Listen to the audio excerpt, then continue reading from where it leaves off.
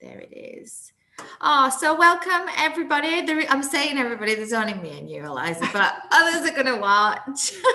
They will come, they will come. They will come.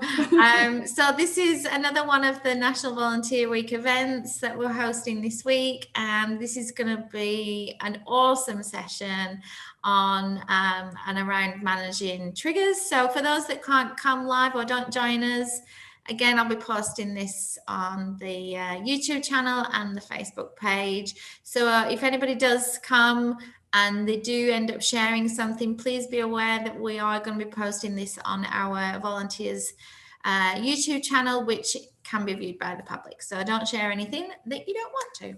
But over to you. Thank you, Maria. Thank you. So my name's Eliza Pike. I am the owner and director of Black Bird Counselling on the Sunshine Coast. We have an office in Caloundra and an office in Gympie.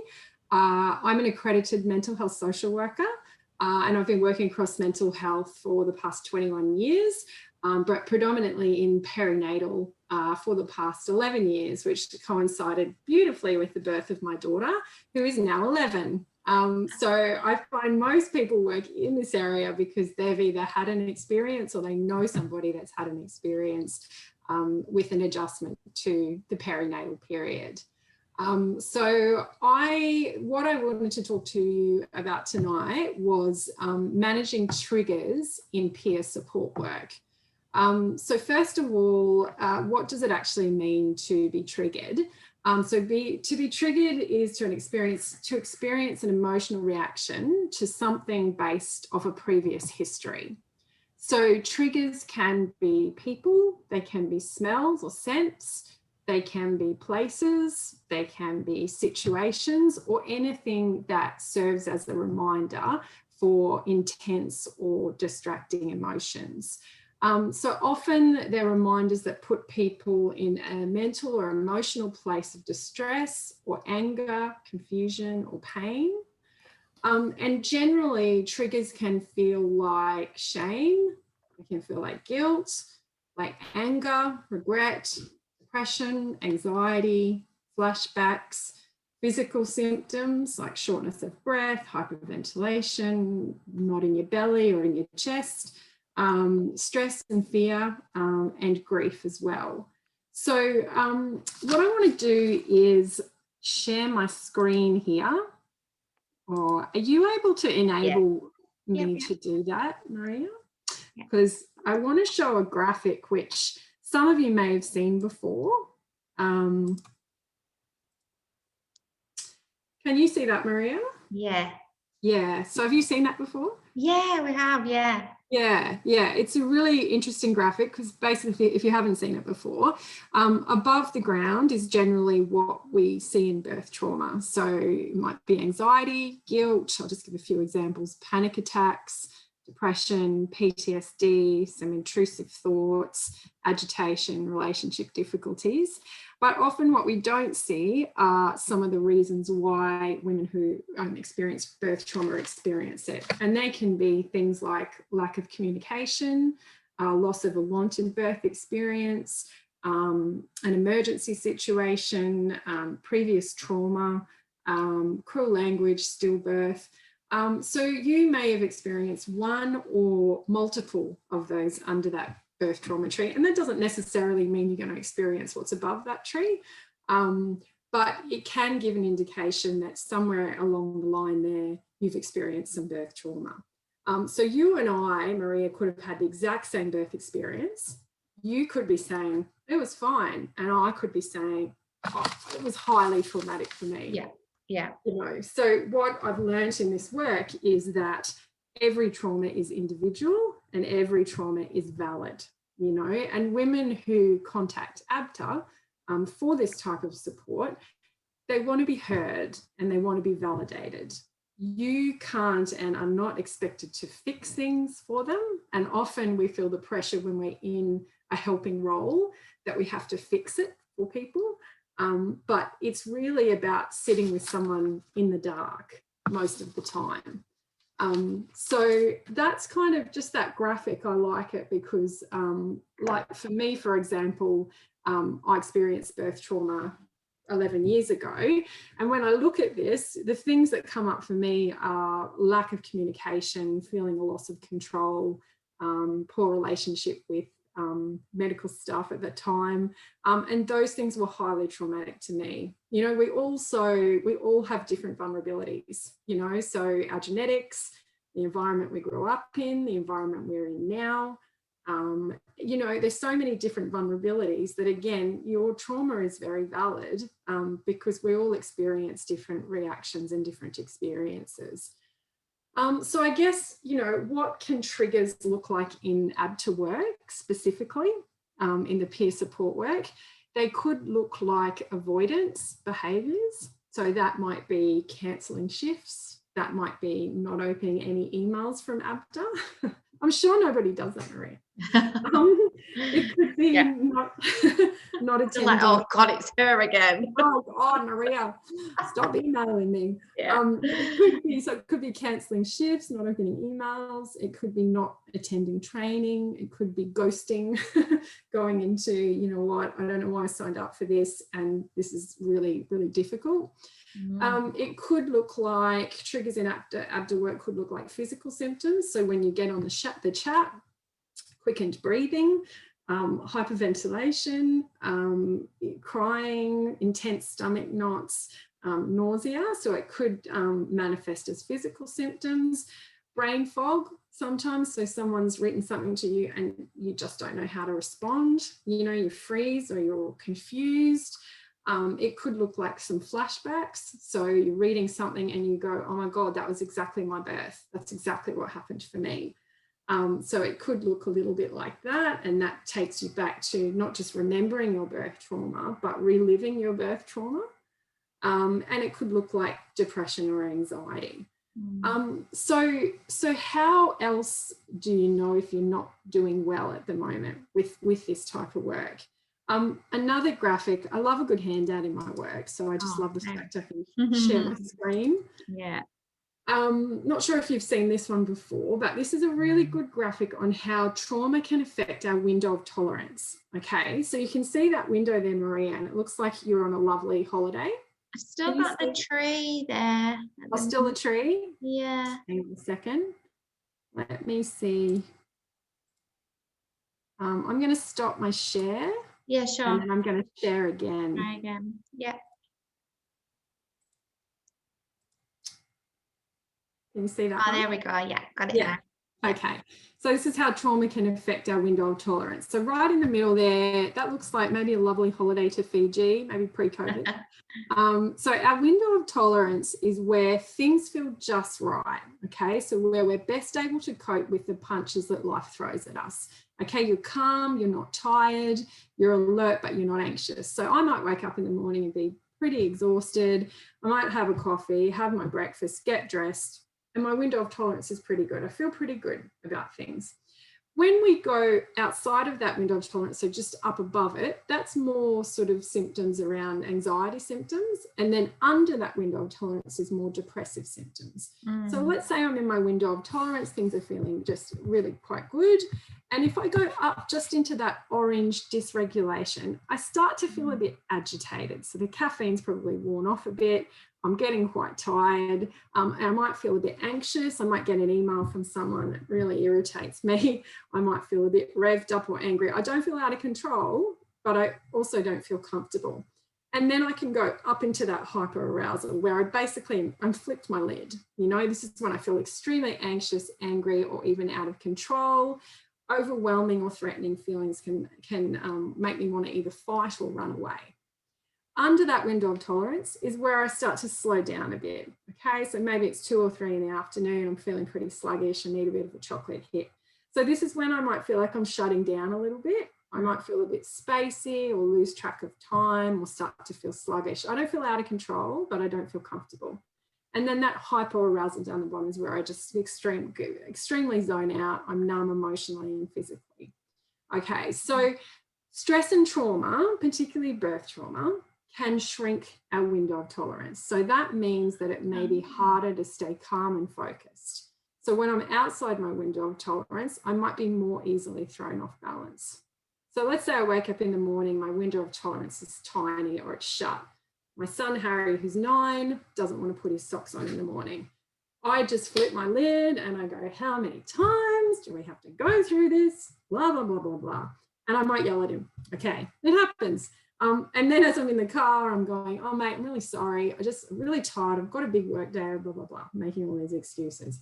If my window of tolerance is pretty good in the morning, might be slightly irritating that Harry's not putting socks on, but I don't flip my lid over it. Yeah. I sit and I go, come on, mate, we do this every morning. And if you do that, we'll have time to stop at the beach on the way to school. Yeah. So whenever I'm feeling anxious or a bit out of control, I always stop and I go, how big is my window of tolerance? Yeah. If it's small or if it's shut, I go, what can I do to increase that window of tolerance? So how can I stay calm and focused and alert, even when something happens that would usually throw me off balance? So moving on from that, I don't know how many people are here, but it might just be you, Maria, doing this activity. No, we've got one other. Andy's here. She's just listening. Oh, yay. Yeah. I think she's multitasking with kids, so she's kind of listening away. That's fine. That's fine. So what I want you to do, Maria, if you've got a pen and paper there, is I want you to put a circle in the middle of the paper. Yeah.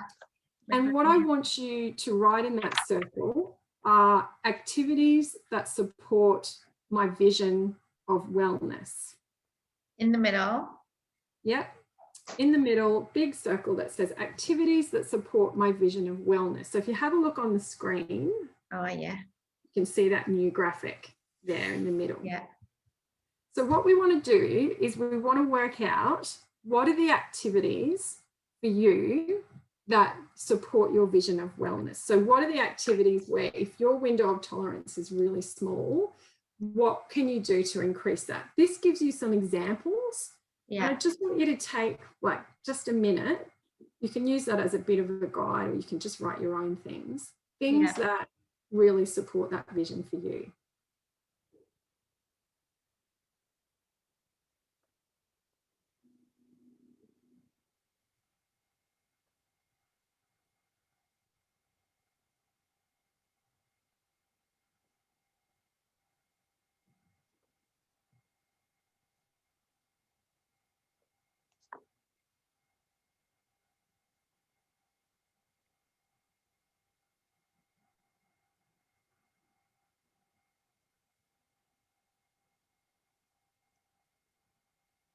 This is so relevant because this was actually me last week.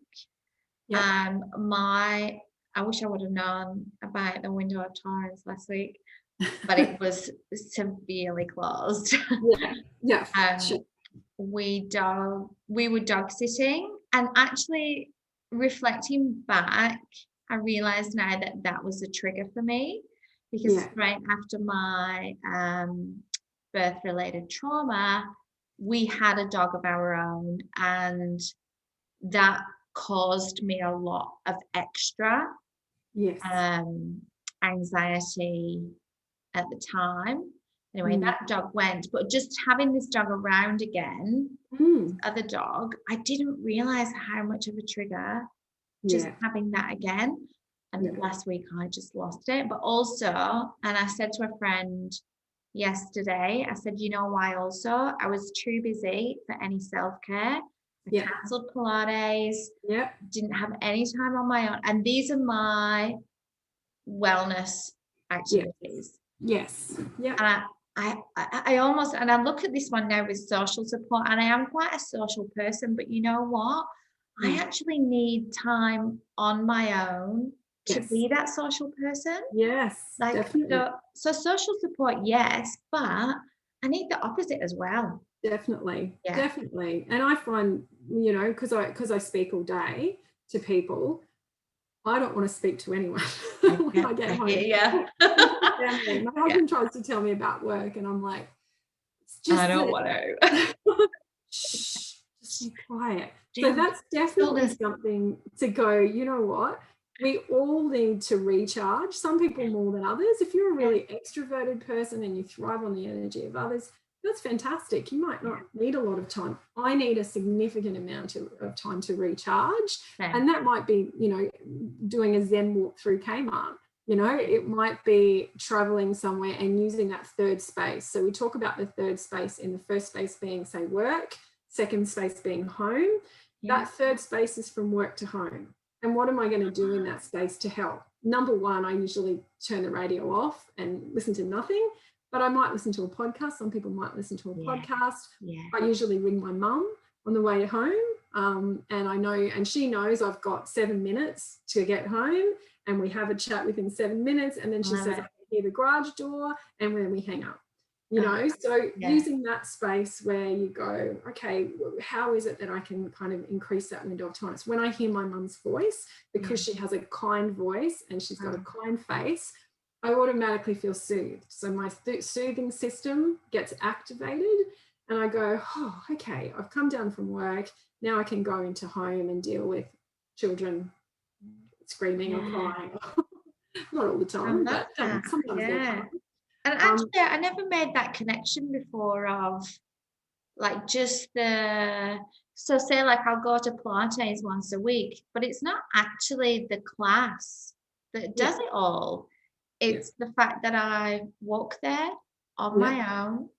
I'm quiet. I might listen to a podcast on the way. But that, like, just the whole kind of ritual of it is actually doing just as good as the actual class. So what you missed out on when you cancel that class was not just the class, but an opportunity, 2 opportunities to walk in silence or listen to a podcast, recharge on the way there, recharge on the way back. So whenever I, you know, flip my lid or I'm anxious or I'm upset, I always go back to the window of tolerance and I go, you know what? I've been eating terribly this week. I haven't exercised. In my third space, I made a work phone call. And, you know, and I go, God, no wonder you're such a cranky fraud. You know, you haven't done anything for yourself. You haven't fed your body properly. You haven't got the right amount of sleep. You know, and I go through it and I go, yeah, okay, let's look at my activities and go, what is it that I can do? I now walk every Sunday morning with my best friend, and oh my God, it's the highlight of my week. You know, because I drive there and that takes about 15 minutes. We walk, we drink coffee, we have breakfast. There's one of us usually talking for most of the time, and then the next week the other person talks. We problem solve. We talk about our husbands, and then we get back and we continue with that week. So I know for me, if I miss that, definitely has an impact on me. Definitely. Yeah, isn't it funny how? I mean, I think self-care is getting a bit more kind of on people's radar, but there's still that kind of disconnect of if you don't do it, there is repercussions for that. And I think that people just don't, and I'm just as bad, like I won't make that connection that if I don't do this, this is why I'm feeling like this until sometimes a week later. Yeah, that's right. Exactly. And so you then go to the perinatal period, and often women don't get the luxury of going out to a yoga class or Pilates class. And so showering. Let's look at what self-care looks like at this perinatal period. And it can look like taking a break. It can look like saying no. It can look like sharing the responsibility with your partner for the care of your children. So it kind of, it morphs a little bit depending, I think, on what life stage you're in, how old your children are. And so, showering and, you know, breathing, and listening to music, those are the things in the perinatal period that we go, you know what, we know you can't get out of the house 4 times a week, but what are the things that you can do at home? So what have you written down, Maria, for your... So, well, I'd put time alone, Pilates, just being still. And for me, being still and just not having any noise, not listening to anything, not having anything to do, which is so very rare. And even just to do that for 5 minutes, like that fills my battery straight up, you know, because I very rarely do nothing for 5 minutes. So that's a good one for me. I was looking through the list, and there's actually some ones that I would like to try. Like music therapy. I don't listen to a lot of music and that I used to. I used to do yoga and I don't. Yeah. I do not medication. I should meditation now, which I love. Yeah. And one of my big things is I really prioritize my sleep. And I think again, this is a luxury of coming through the perinatal period and realizing that actually sleep for me is really kind of the be all and end all of everything. Like it affects my mood, it affects my weight, it affects how much work I can do, it affects what kind of person I am. And so and my husband will contest to this. I go to bed at 9 o'clock and I'm asleep by 9:30 every night. Yeah. Because I just need it. That's really important. And what we know too is that excessive sleep deprivation can mimic the symptoms of a severe anxiety disorder. Wow. So I will see women that come in and say, I have severe anxiety. And we're talking, tell us about your sleep. Well, I haven't slept more than 2 or 3 hours for 12 months. And then we go, right, okay, let's see how we can manage your sleep a little bit better. And once they manage that sleep, their anxiety subsides significantly. Yeah. Not everybody, but it definitely mimics that anxiety disorder, because you're not getting that chance for your brain to reset every night, and when we're pregnant or in the perinatal period, we are very hypervigilant. So we are, how you get like really on alert and you start thinking of, I have to protect my baby in every circumstance. Someone goes and grabs the baby and you're on high alert. You're like, no, give the baby back to me. So we're already hypervigilant in the perinatal period. And then you throw lack of sleep. And again, you're not getting that chance every night for your nervous system to reset and settle. And then you wake up and go, oh gosh. So sleep is definitely one of those things that is, essential. And I always say to new mums, if you can get a block of, say, 4 or 5 hours before midnight, that's actually going to help you cope with those early hours of the morning. So if mum wants to go to bed at 8 and say dad's up to 11, dad can do the 10 o'clock feed, so mum can sleep from 9 to midnight. If mums want to breastfeed, then obviously only they're able to do that. But if they want to express or they formula feed, then, dad's playing video games till 11.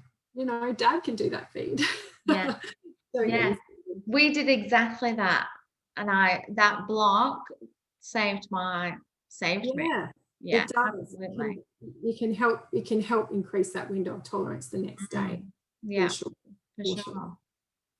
So those are it's an American example, this resource. It's got some funny things. There's something about a rabbi there and 12 steps of AA, which might be in your vision of wellness. But I really like the prompts. And I really, obviously being a therapist, I really like the mental and emotional self-care, the restructuring of cognitive processes. When you start to get anxious about something and then you create a story about it, that person hasn't got back to me because I've done something and they don't like me. And, when we go on this whole spiral of creating a story that isn't necessarily true. So, being able to kind of have a look at our thoughts. So CBT, cognitive behavioral therapy, is about looking at what's the relationship between the thoughts, your feelings and your behavior. And if you were to have an alternate thought, what would your feelings and behavior be there? Because thoughts are just thoughts. They're not facts and they're not predictions. You're not a fortune teller. You don't know this stuff is going to happen. So restructuring cognitive processes can be helpful. Daily affirmations, if that's your thing. Journals. Some people really like journals. Someone gave me this lovely journal. It's a beautiful journal, but I don't really write in a journal. So I'll send it through to you. But things that are really helpful for you. Music therapy, definitely. If you can listen to songs that are around 60 beats per minute, that can have a really soothing and a really calming effect on you. So what I recommend to all the women that work in the ABTA team, that volunteer in the ABTA team, to really take some time to look at activities that support your vision of wellness. The other things, additionally, what I would say is, and obviously I'm a therapist, so I'm going to say this, but having therapy is fantastic. And often birth trauma counselling is only a couple of sessions usually. It's not usually long-term counselling. The work that I do, often in a couple of sessions, we actually, we can do a really good job at assisting someone to process that trauma. So we do that by doing birth debriefs. We do that by encouraging women to continue to tell their story and not finished at the worst part. I'll give you an example of that. Whenever I would tell anyone my birth trauma story, I would finish at the worst part. So I would say, I had a 5-hour prolonged second stage of labor, and people would go, oh, and I'd go, yes, I pushed for 5 hours. And they go, oh, and that's where the story would end. Yeah. When I continued to tell the story and I went, what happened then? Okay, I gave birth. What happened then? I raised my baby. It was a difficult 12 months. It was really challenging, really hard. I used the resources like my parents, my husband, he was fly in, fly out. That was challenging. I had then found a good GP. When I continue the story to today, I got into perinatal mental health because of my traumatic birth. I opened Black Bird Counselling and Black Bird House 3 years ago, and I work in perinatal mental health because of my trauma. Yeah. So if you can continue to tell your story and finish at a triumphant part, and a triumphant part, even if you're 3 or 6 months from birth, could be, I'm sitting here now with my baby and I'm developing a beautiful attachment with my baby. I'm responding to my baby's needs. I still need to process some of this stuff, but I'm here and I'm looking at her and I'm doing an amazing job at being a mum. So I always talk to people about continue to tell your story to get to today, and today you might still be struggling, but today might be the day that I've decided that I'm actually going to go and speak to someone about this. Yeah. And I'm going to work through some of these issues. That's actually such a great point as well. And something that I think the mentors can use while they're having their chats. Because sometimes when I read every transcript that comes through, this is a slightly off track, sorry, that sometimes it ends with, so how are you feeling? And did you get what you wanted from today? I feel like it would be so much more beneficial to the consumer if it kind of was like, okay, well, let's finish, but tell me a good point of your story. Yeah. Or I don't know how to word it just yet without thinking about it. Do you know what I mean? No, that would be such a great way to end. And you're not trying to silver line it. You're not trying to say, all right, you've told me all this awful stuff. Give me something good. Give me something positive. It's not about that. It's about, what's so say for the ABTA volunteers, continue to tell their story to a point. They're an ABTA volunteer. Like, that's incredible. They're helping huge amount of women every day, every week, because of the trauma that they went through.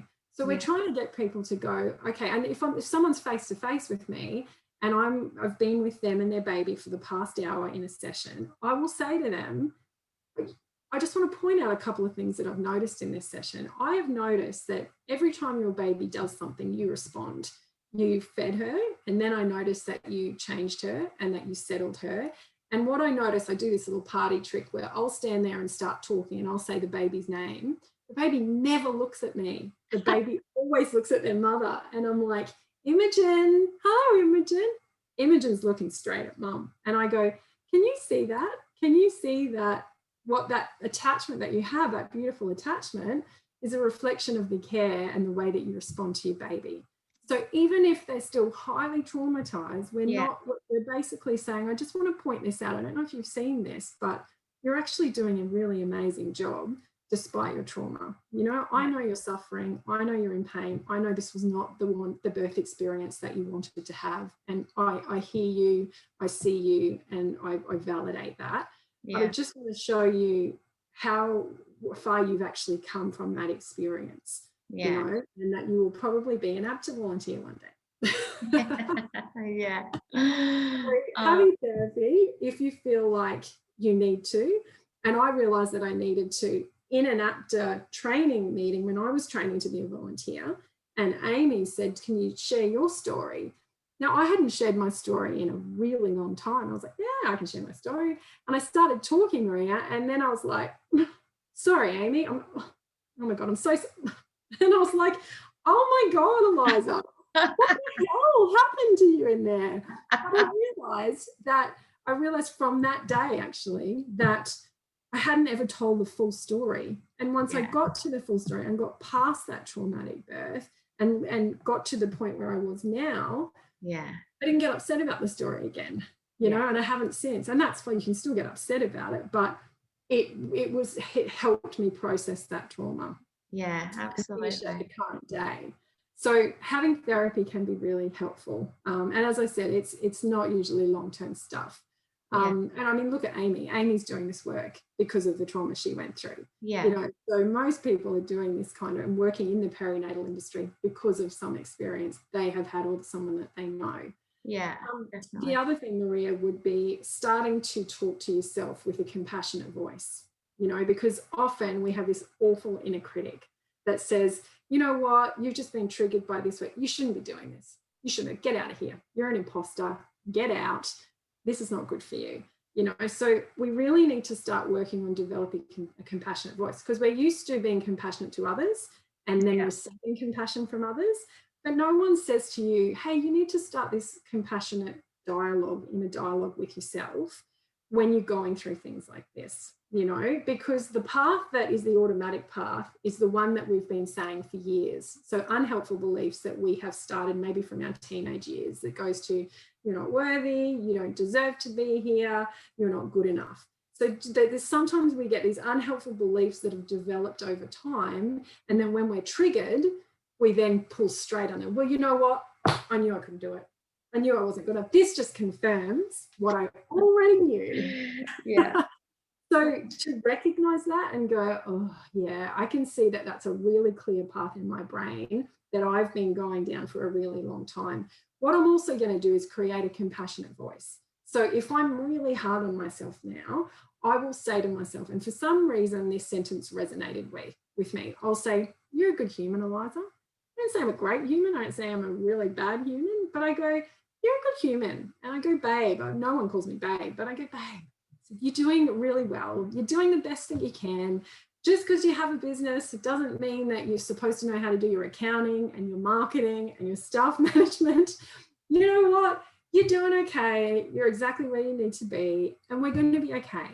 So when I talked about talking to my mum on the way home and she has a compassionate, kind voice, that has the same physiological reaction if she speaks to me than if I speak to myself. So when I speak to myself like that, I start to feel a little bit soothed. You know, I go, you know what? Yeah. You know what? Yeah. You're doing okay. You're doing all right here. Just keep going. You're not everyone's cup of tea. That's okay. You know, and I'm just going to keep moving forward. I love it. That's such a good tip. There's a whole therapy around compassion-focused therapy. And it is really fantastic because we need to be kind to ourselves. The way you speak to yourself, you would never speak to me that way. You know, so sometimes I will say to women, I want you to speak to me in the same way you speak to yourself. And they go, oh, God, no, I'm not going to do that. And I said, so why is it okay that you speak to yourself like that, but you would never speak to me like that? So developing that compassionate voice in the mentoring that you're doing, you know, yes, you may be triggered by some things. Yes, you might not know how to respond to a certain situation, you know, but again, it kind of goes back to you're not expected to fix things and you're not expected to change things that women have experienced, but you can listen and you can validate and you can refer to services and you can connect women with services. But basically women are going on there because they want to feel heard, you know, and APTA volunteers all have those skills to be able to do that, you know. But to recognize that sometimes, if I hear a story that is exactly like my story, I take a sharp breath and I go, oh my gosh, that's so similar, you know. But instead of saying, oh my God, that's exactly what happened to me, what I may share and say, look, I've had a similar experience. What was really helpful for me was blah, blah, blah, blah. This might not be really helpful for you. So that's a way that you can, you know, because we don't want this clinical distance that we're just kind of there sharing nothing about ourselves. I find it kind of work. You've got to be relatable, you know, and I'm not going to share my story with everyone that walks through the door, But if I think that something might be helpful, then I'll say, I've experienced something similar to that. And this is what either I found helpful, or this is what some of the women that I see have found helpful. Yeah. Let's try those kinds of things. Yeah. Yeah, that's great. I think because I do get a lot of feedback from the mentors that, they'll say, I don't know how much I'm supposed to share, and I don't know how much, if I'm saying the right things. And I'm like, you don't need to be saying the right things as a peer mentor. You're not a counselor. That's not what we're here for. We can refer people to go and have that service if that's what they need. We're here to do a whole different thing. We're here to listen from an experienced point of view, and then say, well, this is what worked for me, maybe give it a try. And once I've kind of said that to mentors, like, they kind of go, oh, okay. Like this weight's lifted, that they feel like they're supposed to be this professional, and I'm like, no, definitely. We are peer mentor. Like, this, a peer support is different to professional support. Like, it's a completely different thing. Yeah, that's a really good point. And a lot of the women, like, they don't want to feel alone. So if someone says, what you're not going to go, let me walk you through my episiotomy step by step. Exactly. But some women go, oh my gosh, I'm not alone. I'm actually not the only one that's experienced something like this. That's a great feeling. You go, okay, so saying, look, I've experienced something similar, and what was helpful for me, or what has been helpful for women that I've worked with on the Ad to Chat has been these things. Have you tried some of these things? So you're doing it in a gentle way, and you're doing it in a relatable way. Because that's what you want on the end of a chat. You want that warmth. You want someone to be warm. They're not going to remember the words that you said to them. They're going to remember the way that you made them feel. So don't get hooked into, I have to say exactly the right things, but express that emotion. That must have been really awful. I'm really sorry that you experienced that. That's just a couple of things that I kind of observed in the work that I've done, but also the work that I've done in supporting peer support workers as well. Well, I think that's just been, you can tell on my face, I'm like a sponge. I'm just hanging on every word you're saying, but I think that's been so insightful. Just to be able to be a little bit self-aware when you're connecting with others going through things, like, and again, putting that with the fact that you are a peer and not a professional, there are going to be things that you're triggered by because you've had a shared experience. That's the point of being a peer support. You've gone through it, so there are going to be things. But just being self-aware and being able to go, okay, that was something that was quite triggering for me. What can I do to soothe myself? What am I? And I might actually, suggest to the mentors to just do this activity and do a list of your go-to things. So if you are triggered by one of the web chats or any of the things that you might read on the Facebook page or in daily life, what are your go-tos? And just that's super. I find that so helpful.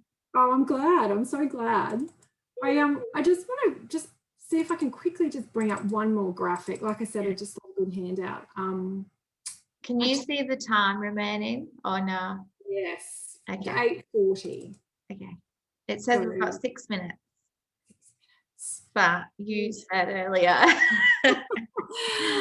Let's ride by the seat of our pants, and let's see if I got it. I found it. Okay, so just quickly, I'm going to screen share another one of my favorite graphics. Can you see that, Maria? Yeah. So 3 circles of emotional regulation. So we have 3 different systems in our brain to manage our emotions, okay? We have our drive system. So that's when we're achieving goals, we're accomplishing tasks, we get a shot of dopamine and we feel motivated, exciting, vital. You come out of a study session or a work session, you're like, oh yeah, or you've cleaned like a shelf of the cupboard and you're like, oh my God, look at my cupboard. That's your drive system being activated. You then have a threat system down the bottom. This is about managing threats, survival, safety. When we feel threatened, we get a shot of cortisol and we feel anxious or angry or disgusted or sad. Soothing system over to the right is where we slow down. We rest, we digest. That's about safeness, kindness, and care. Okay, we get an oxytocin shot, which is the same thing, that hormone we experience when we're breastfeeding. And we feel content, safe, and connected. So often I will say to people, right now, how big are your circles? How big are they? And if they've been in the perinatal period, they might say, well, I'm not working at the moment. My drive system's got quite small. My threat system's huge because I'm on alert and everything's a danger. And actually, I'm not doing anything to increase my soothing system. I'm not doing any of that stuff. Wow. And then again, we go, well, let's have a look at that. You know, we're not trying to reduce your threat system. We're trying to increase your soothing system. What is it? So that's where those activities of wellness come in. What is it that you can do that will access that soothing system? And what I find is a lot of women who, a lot of professional women who finish work, have a baby, can struggle with that drive system. And when I talk about those women, of course I'm talking about myself, is that was a real struggle for me, because I went, I'm not achieving goals, I'm not accomplishing things. I was keeping my baby alive. You know, I was feeding her, I was doing all of these really important and vital tasks. But for me, I couldn't measure those outcomes. No, because you don't get employee of the month for that. I didn't get employee of the month. My baby didn't turn around and go, that breastfeed was gold standard. Yeah. I didn't have that. And I realized that my self-esteem and self-worth was largely linked to the work that I did. Yeah. That's a side issue. But this is a really good graphic just to see, you know, how big is your threat system at the moment, and how can you engage in those soothing systems and those activities that increase that soothing system in your brain, which will naturally reduce the threat system. Yeah. So I just wanted to show you that final graphic. I'm definitely stealing that. Oh, I've had it for years. Still, it's really fantastic. And I mean, for me as such a visual person, like to be able to just actually put that into something that I can picture and go, okay, yeah, that is actually really small right now. How can we increase it? That's so helpful for me. It's good. Yeah, it's good. And some people's drive system is linked with their soothing system, you know. Other people, it's not so much. It's not really a big deal. So it's important to go, who am I? And what do my systems generally look like? And when I'm threatened, how can I increase that? How can I increase that feeling of being connected? So catching up with my girlfriends, feeling safe, being able to breathe, going for a walk to Pilates, engaging socially, walking back in silence. Yeah, awesome. I'll send you these. Yeah, I was just going to ask actually, and then I can post them out to the guys. That would be really helpful. Yeah, great. So were there any questions? I don't know if anyone Andy, do you have any questions?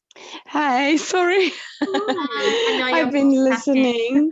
No, it's all good. It's got to be done, right? But it's been really good just listening in. And I did recognize some of the things that you talked about when I saw a psychologist as well, talking about the window of tolerance, because I had some issues there. And that was, so I learned about that then.